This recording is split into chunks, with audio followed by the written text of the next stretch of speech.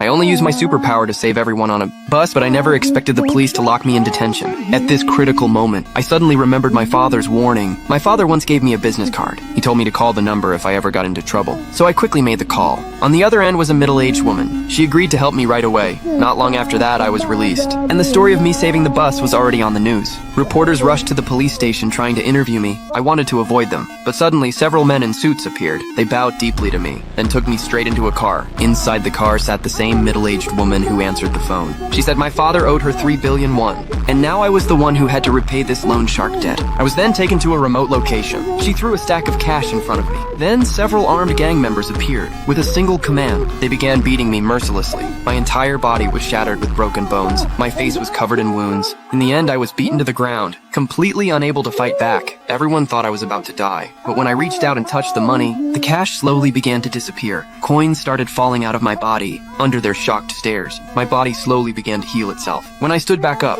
all my injuries had fully recovered, and there was still money left. This time I chose to fight back. I started attacking everyone around me. I was very strong, but my body coordination was terrible. Before long, I was knocked down again. They surrounded me and beat me together. In the chaos, I threw one punch. That single punch shocked everyone. Only she remained calm, as if everything was going exactly as she expected. They all stepped back. No one dared to move forward, and my body began to grow extremely exhausted again. Soon I collapsed onto the ground. She then ordered her men to leave, because she only wanted to confirm one thing, that I truly inherited my father's superpower. Back then, she desired my father but never got him, so she urged me to repay the debt quickly. Hearing this, I immediately stood up and begged her for more time, but she said if I married her daughter, not only would the 3 billion be completely forgiven, I would also be free to use my superpower whenever I wanted. But I love my girlfriend, so I immediately refused. She then warned me, if I refused to become her son-in-law, there were far more dangerous people waiting outside. People my current salary could never handle, but I did not care about any of that. I immediately tried to escape. At that moment, I felt 50,000 won under my foot. That money was enough to let me escape safely from the 3rd floor.